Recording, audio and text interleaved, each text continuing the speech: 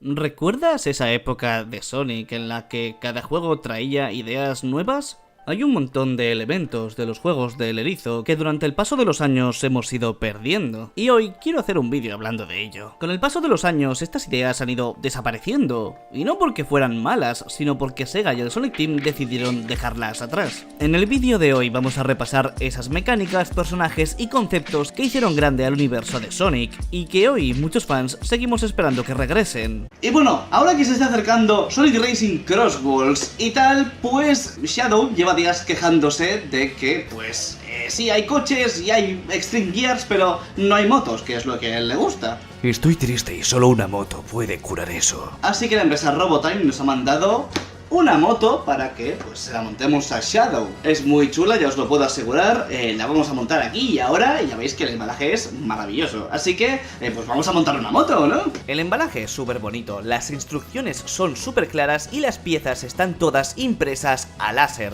Tiene todo tipo de detalles, las ruedas funcionan, incluso tiene amortiguadores, y para relajarse después del trabajo es genial. Un buen rato de desconexión. Vale chicos, pues ya tenemos la moto de Rocker, que es maravillosa, ¿de acuerdo? Y si queréis obtener una vosotros, pues tenéis un 15% de descuento con el código SWEET15 que aparece en pantalla, ¿de acuerdo? Así que, pues nada, no sé qué esperáis, porque esto está muy bien, es un rato muy entretenido de montar. Ahora soy feliz, y tú también puedes serlo. Y ahora sí, vamos con el vídeo de hoy. Empecemos por uno que echamos mucho de menos. El Chao Garden fue una de las ideas más queridas y sorprendentes de los dos Sonic Adventures. Crear un Chao no era solo un minijuego, era una experiencia completa donde tus acciones influían directamente en cómo evolucionaban estas criaturas. Podías entrenarlos, cuidarlos, verlos competir en carreras o peleas, e incluso ver cómo desarrollaban personalidad según con quién los criabas. Era como un Tamagotchi dentro de un juego de plataformas, y eso lo hacía adictivo. Pero tras Sonic Adventure 2, el Chao Garden fue descartado.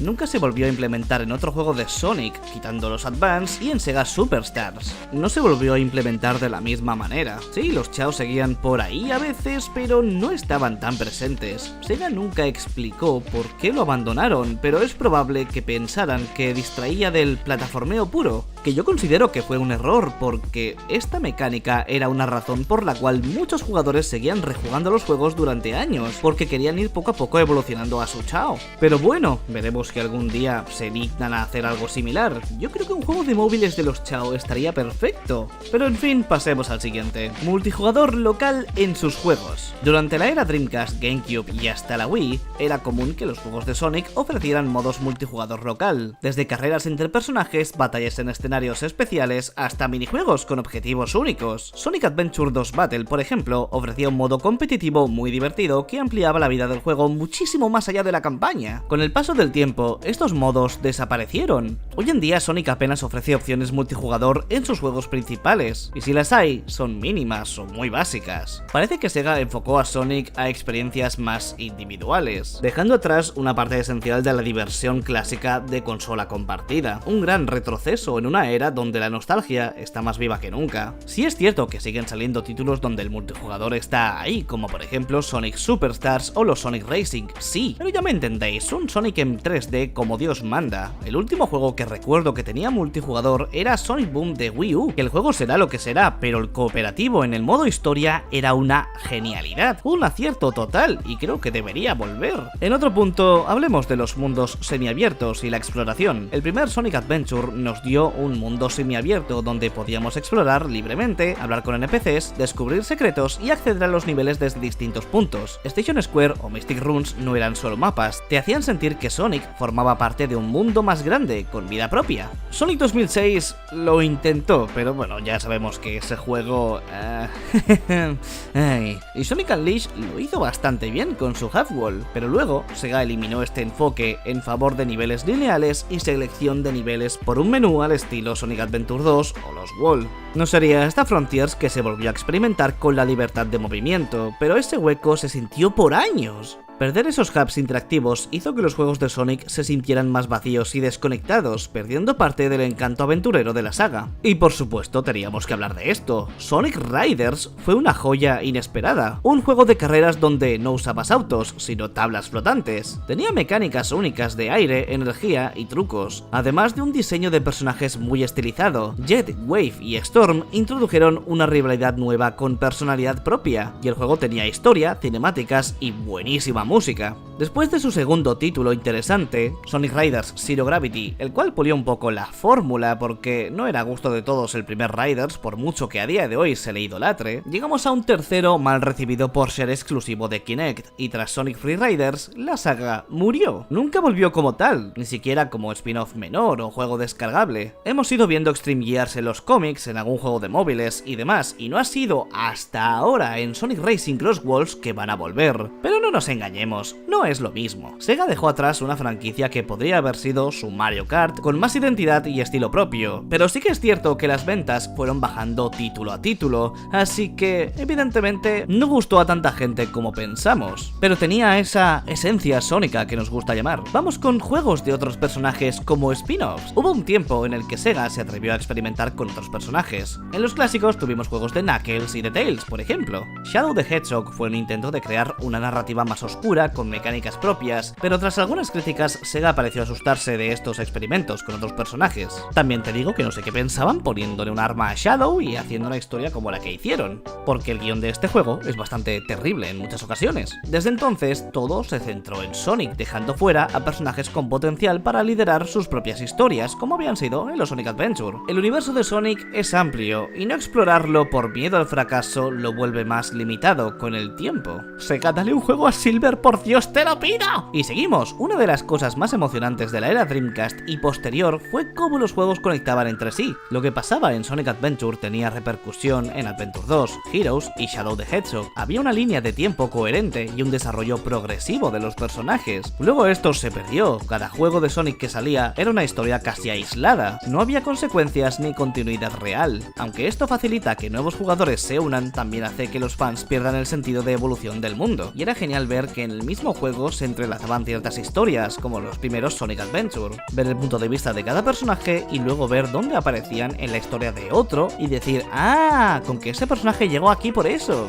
Echo de menos ese tipo de cosas. Y por supuesto tenemos que hablar de los personajes olvidados: Blaze, Silver, Cream, Espio, Omega, los Babylon, todos los personajes con diseños llamativos, poderes interesantes y con fans fieles. En su momento muchos tuvieron roles importantes o incluso protagónicos, pero hoy apenas si los vemos en cameos, juegos de móviles o spin-offs. Sega parece haber reducido el cast activo a Sonic, Tails, Knuckles, Amy y poco más. Esto limita bastante las posibilidades narrativas y de gameplay. Lo más triste, varios de estos personajes no fueron mal recibidos, solo fueron olvidados por la propia compañía. El universo de Sonic es grande, pero si no se usa se vuelve cada vez más plano.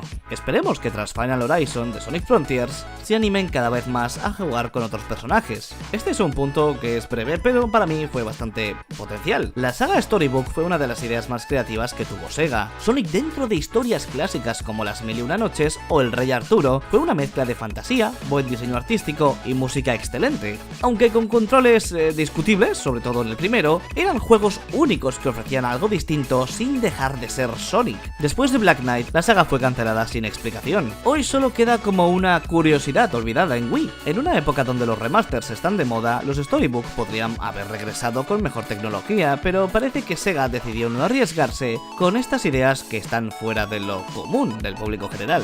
Vamos con Sonic y sus transformaciones. Más allá de Super Sonic, hubo muchas transformaciones con diseños únicos durante la Dark Age de Sonic. Darkspine Sonic, Excalibur Sonic, el Werehog, Super Shadow y Super Silver, incluso Hyper Sonic en los clásicos. Cada uno tenía su contexto, sus poderes y ayudaban a dar momentos épicos a los enfrentamientos finales de sus juegos. Hoy todo se reduce a Super Sonic. Las demás están completamente olvidadas, solo aparecen en spin-offs esporádicamente. La última transformación que vimos fue este Super Sonic 2 de Final Horizon. Pero vamos, solo le cambiaron el color de los ojos, y el Super Sonic, que todo el mundo quería ver, este Super Sonic corrompido, sale menos de 15 segundos en pantalla. Creo que lo aprovecharon bien, la verdad. Fue una época curiosa con tantas transformaciones de Sonic, y creo que estaría bien que de vez en cuando volviese alguna que otra. No digo las mismas, digo crear otras. Pero bueno, en conclusión, Sega y el Sonic Team han creado a lo largo de los años un universo rico, variado y con muchas ideas brillantes, pero por diferentes razones, como hemos ido viendo, puede que miedo al fracaso, cambios de dirección o simplemente falta de visión, decidieron abandonar muchas de ellas, ideas que no solo funcionaban, sino que marcaron a generaciones. Hoy los fans siguen pidiendo el regreso del Chao Garden, de los personajes olvidados y de los spin-offs atrevidos y de las historias complejas, y con juegos como Sonic Frontiers, empezando a recuperar algo de esa magia, queda esperanza. Pero el mensaje está claro, no fue el público el que se rindió con estas ideas,